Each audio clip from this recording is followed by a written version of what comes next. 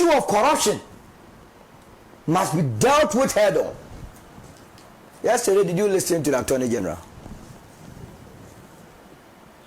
People still in this country without looking at their height, at least still according to the size of your height or the length of your height. They're still beyond their heights. A small institution called the National Service Authority. But even the figure that was put out there is a conservative figure. That 548 million. They go and steal, and when you are an innocent person contesting in your small constituency, they use that money to come and depose you.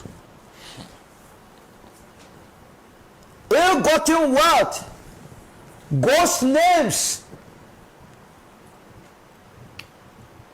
Hey, increasing returns. In 2018 to 2019, they stole 25 million. In 2020, they were sympathetic towards. They reduced it to 21 million. Then they shot it up.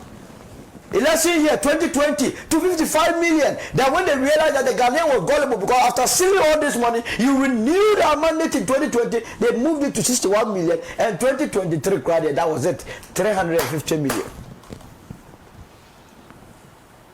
And they came back to their senses, bringing it down to 32 million. These are the issues. This is why the reason why the Ghana Resident Nurses Association must strike.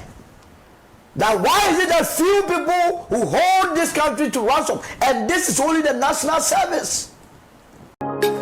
Thanks for watching. Like and share the video. You can also drop your comment. Please don't forget to subscribe. Click on the bell to turn on the notification.